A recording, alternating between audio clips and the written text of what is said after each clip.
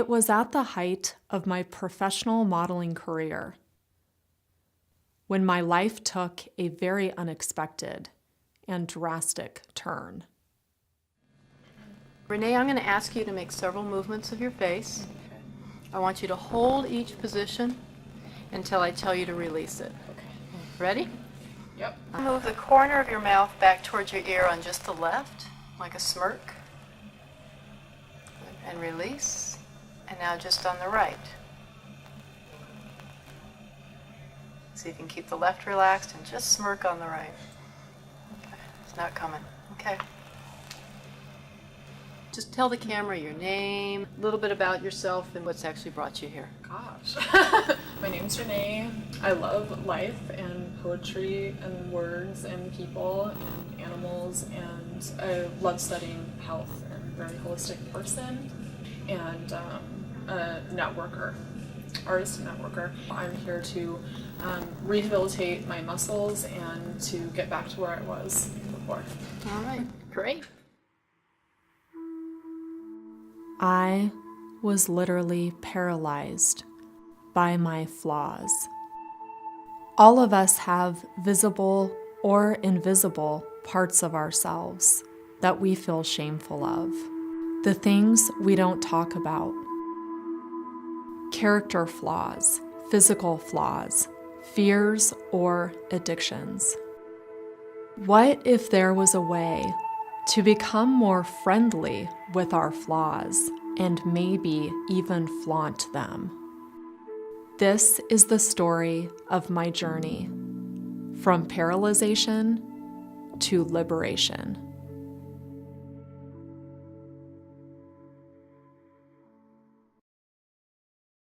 I am here to talk to you today about flaws. And I'm going to be sharing about my personal story and journey, but I just want to invite you from the very beginning to see my story just as a microcosm of what we are all going through as humans on this planet right now. I now believe the way that we choose to deal with our flaws will actually lead to a life of success, power, and health, or self-destruction, insecurity, and shame. The dictionary defines flaws as defects or blemishes. I am on a personal mission to shift this perception. So I hope you won't be mad at me for asking you this right now, but please be brave and just raise your hand if you guys have ever felt a flaw within yourself. Yes. Add to the list that awesome life people are honest, okay? Thank you so much for sharing that. And I really do believe that flaws are a part of human nature. And I want to share with you right now and call myself out right now in this present moment, because I'm experiencing what I have believed to be my biggest flaw and biggest fear for a very, very long time.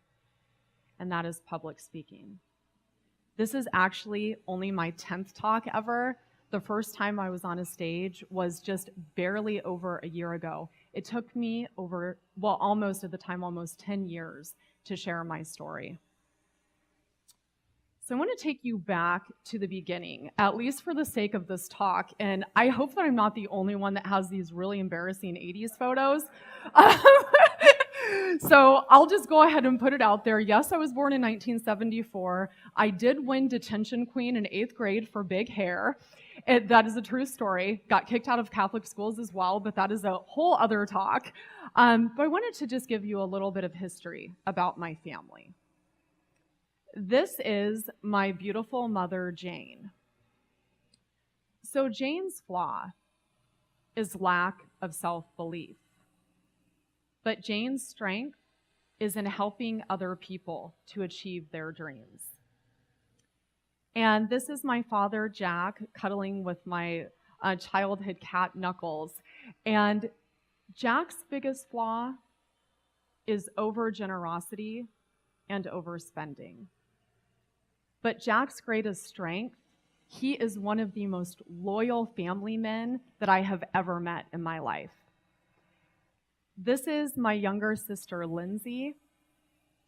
Lindsay's flaw is lack of self-confidence. Lindsay's strength is compassion and empathy.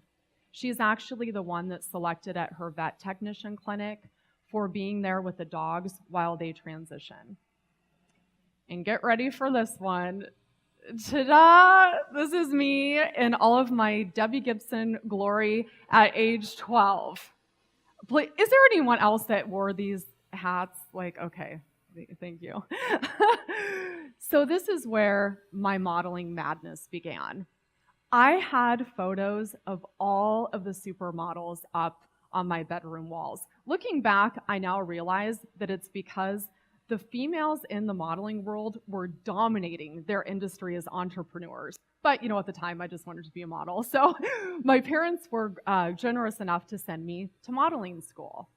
So I went to this modeling school. I started getting jobs straight out of the gate, and I absolutely loved it. It was just this beautiful place for self-expression. Then I got back to my grade school, where it was not so pretty. There were really hurtful rumors circulating about me. Other kids in my class and even my friends were saying things like, "Oh my God, don't talk to Renee. She thinks that she's prettier than everyone else because now she's a model. She thinks that she's better than everyone else." I was very sensitive, and this really hurt my feelings. And it didn't help that I was constantly being made fun of because I was super skinny. And just the year prior to that, I had buck teeth. I had the headgear, the braces, the full deal. So the combination of all of those things made me subconsciously shut down. I decided at that point that it was not safe for me to be in my beauty or in my power in public. Hence, that is where the fear of being in front of people really started for me. But despite going through all of that turmoil, I did go on to climb the corporate ladder, and I do mean from a very young age. I started working full-time when I was 15. So by the time I was 21 and had graduated with straight A's, moved myself out to California, I was living an amazing lifestyle, and then boom, I had an aha moment, probably like many of you in this room. I followed the call of entrepreneurship. That's when I decided to get certified in NLP, hypnosis, massage therapy, neurolinguistics, nutrition. I just ran the full gamut, and I also started a daily meditation practice, which completely changed my life. But something that I learned about in the meditation practice was a word called intuition, and I know we're going to talk a lot about that over the course of the next few days. Embarrassingly, I had not even heard of the word intuition until this point in my life when I was 21. But hearing about that concept, I have to tell you, it really set me free because I realized I had been using that gift my whole life to help myself and to help other people heal. Now, I also embarked on a journaling practice at this point in time. And I did this practice religiously because to me, that's how I got to know my own inner truth and my own inner wisdom. So fast forward to about 7 years later. I was doing my daily journal practice, and I started getting some very cryptic and concerning messages. Things like, there is something really wrong with you. You are going to die. Now, imagine if you're writing in your journal and you look down at the piece of paper and in your own handwriting, you see the words, "You are going to die." I had no idea what to do. For a minute, I thought maybe I was depressed and, I just wasn't aware of it. But over the next few days, the messages kept coming, so I decided to go see doctors. Many months later, and many doctors later, I was labeled a hypochondriac. I'm still journaling. I'm still getting the messages. I'm checking in with my intuition. I'm getting so loudly and clearly, there is something really wrong with you. I had no symptoms of anything also, by the way. I finally got to the right doctor at the right time, and a specialty ordered MRI revealed what I think is everyone's worst nightmare. At least I can share with you that was my worst nightmare. I walked into the doctor's office by myself and was stood in front of the shiny light x-ray machine and saw my head with a huge brain tumor in it.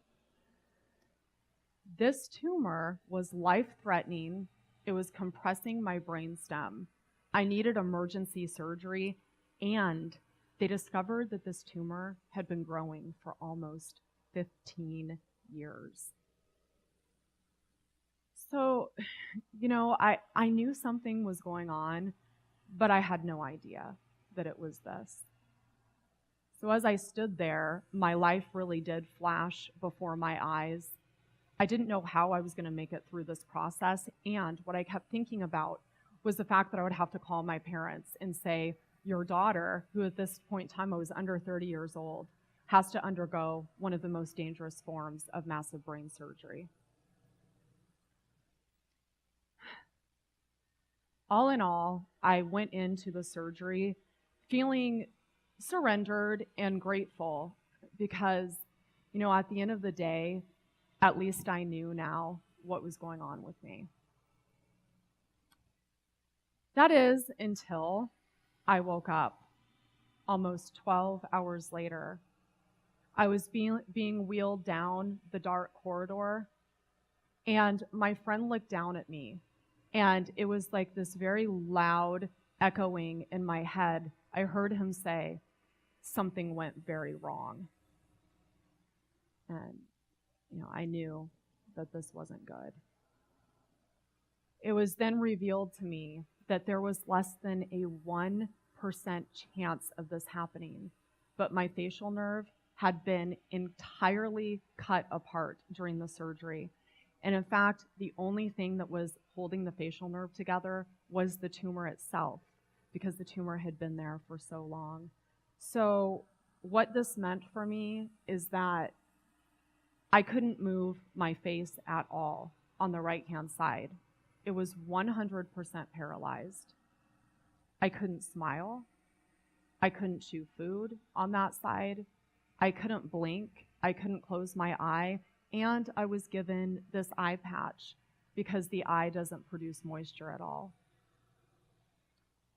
I found this eye patch last year, and seeing it was a huge emotional trigger for me. It was the inspiration for finally writing this talk and sharing my story, because I realized that there was a power that was moving through me during that time in my life that I really need to share to help other people. So the doctor came into my hospital room several days after I was leaving the ICU, and he was so distraught. We had become really good friends by this time. And he said, Renee, I'm so sorry. You surrendered into the surgery. Your life had already changed. Now your life is completely changing again. You're not going to be able to model. You can't even move your face. You can't even smile. I forgot to mention, I had gone back to international professionally modeling as my main career at the time that I went into brain surgery. So this is one of those choice moments where things could have gone two different directions. Interestingly, I looked at him and said, I don't know how this is going to happen, but I am going to smile again. I am going to model again, and I am giving myself 6 months for my face to move again. Whew. The voice that came through, I'm still not so sure if it was mine or if it was that of a higher power, but I've got to tell you, it came through with such conviction that it convinced me, who was scared to death, that I was actually going to be able to do this. Now, the doctor's response was, Renee, I love your optimism and you're really feisty, so you're probably going to get through this, but I have to let you know, it's not actually medically possible that this nerve is just all of a sudden going to spontaneously grow itself back together again. And even in some far-fetched world, if that did happen, it would still take at least 18 months for your face to actually start moving again.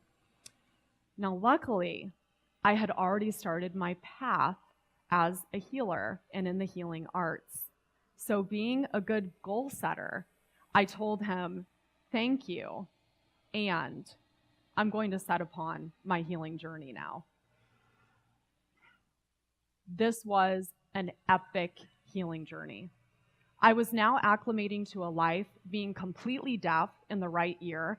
I had lost my nerve of balance in the surgery, which means that I had to teach myself to walk all over again. Now I had to heal my face of this facial paralysis, and just to top it all off, I was recovering for 3 months after brain surgery, laying on people's sofas because we did not have the money for me to be in my own recovery center because all of the finances had gone on into the brain surgery because I didn't have insurance at the time that I got the diagnosis.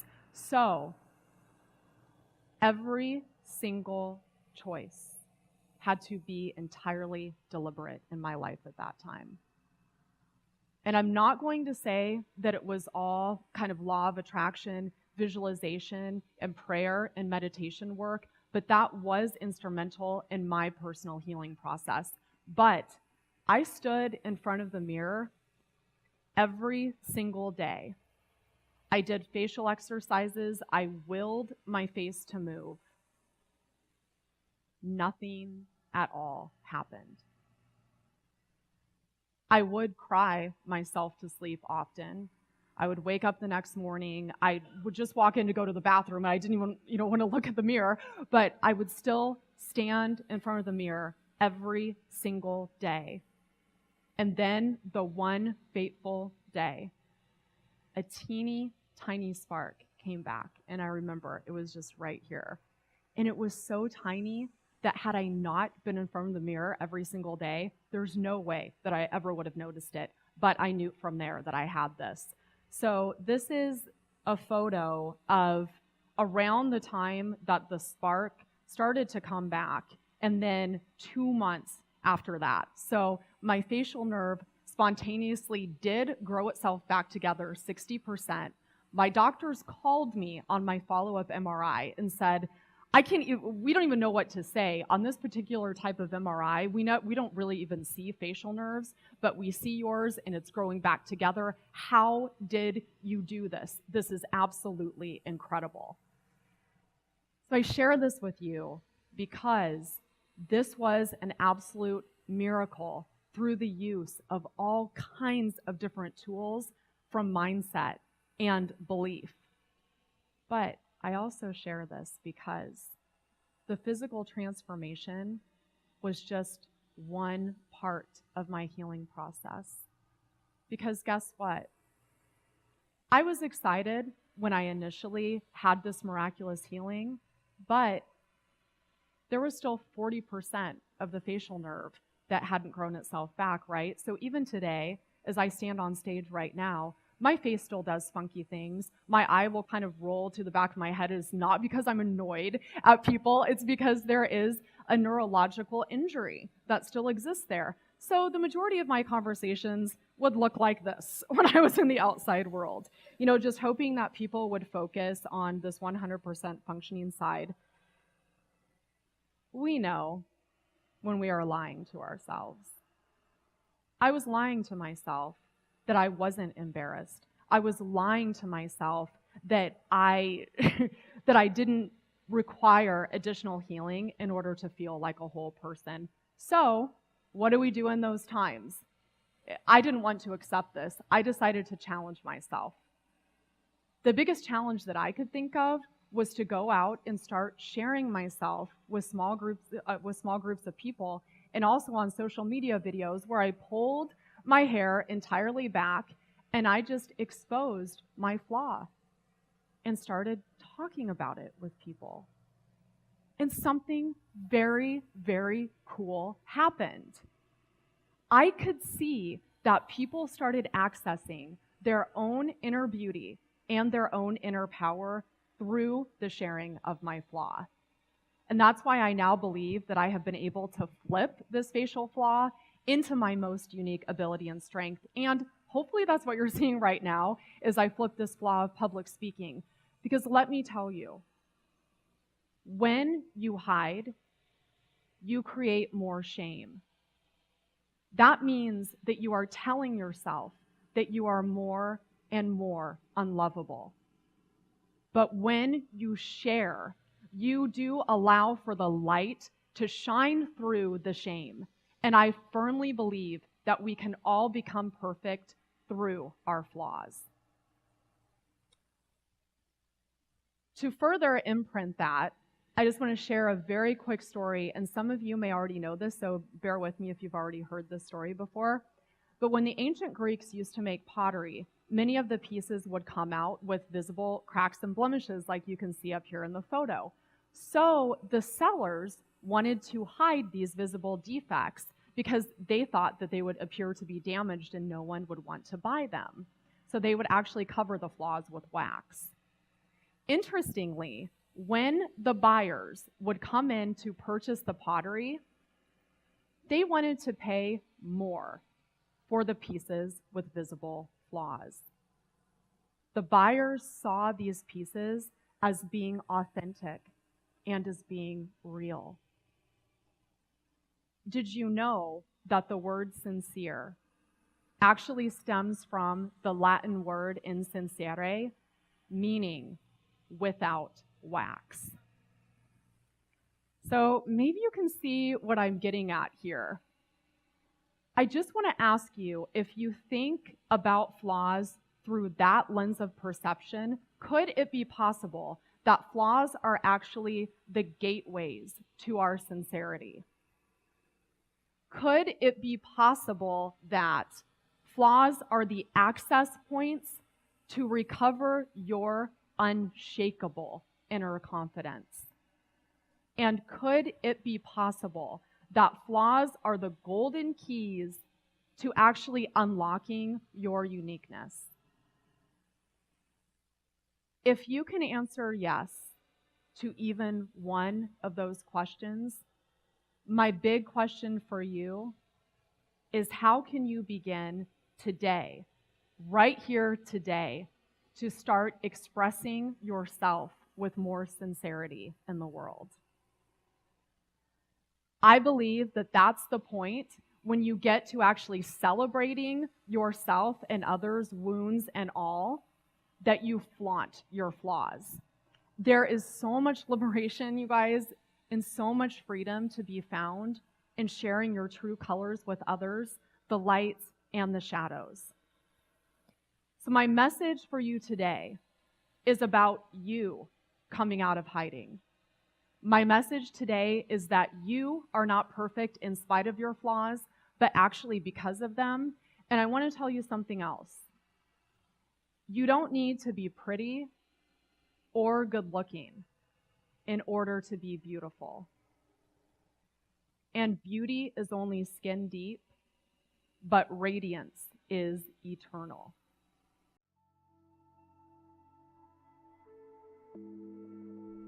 I now know that flaws are just projected fears. I used to create fear by comparing myself to others, to my younger past, and my not yet manifested future greatness. I have learned that if we feel internally imprisoned, no amount of money or outside praise will ever make us feel free. So shatter what no longer matters. Get into your glory. Share your story and your true colors. True success lives in how we perceive ourselves.